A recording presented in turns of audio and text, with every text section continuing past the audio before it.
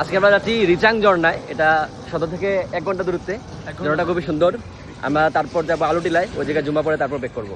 সব ট্যুরে এই সমস্যাটা হবে, আপনার এটা বন্ধু থাকবে, সবাই চলে আসবে কিন্তু ওই বন্ধুটা আসবে না। ওই বন্ধুর জন্য সবাইকে অপেক্ষা করতে হবে। অবশেষে ওই বন্ধুটা আসার পর আমরা রওনা হলাম রিসাং ঝর্ণার।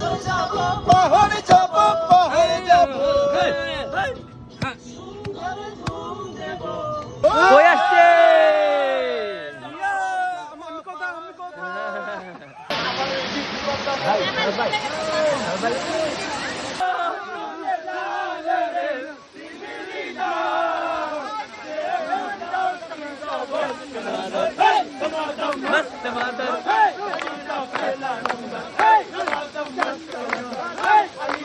আমার ভয় করতেছে, তাই না এখানে যাই নাই। কোনো দরকার আছে মজা নিতে গিয়ে রিস্ক নেওয়ার? কোনো দরকার নাই ভাই, রিস্ক নিলে মাথা ফাটবে, কি করবো পরে।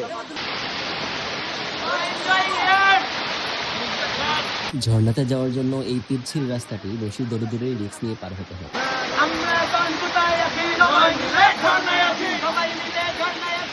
অবশেষে সকলের জোড়াজুড়িতে রিসাং ঝর্ণার আসল মজা নেওয়ার জন্য চলে গেছিলাম।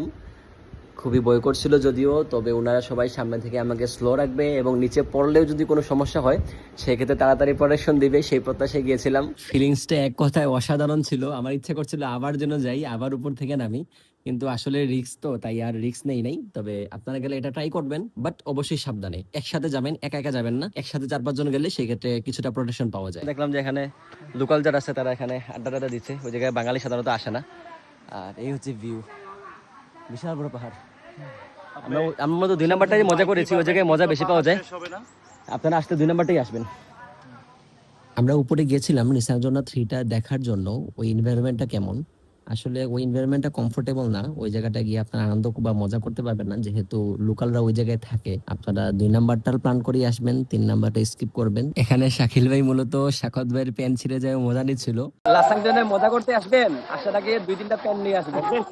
ওনার প্যান্ট ছিঁড়ে গেছে, আমারটা ছিঁড়ে গেছে, সাইফুল ভাইয়ের প্যান্টও ছিঁড়ে গেছে। একদম আপনারা 3 স্টেপ প্রোটেকশন নিয়ে অবশ্যই আসতে হবে।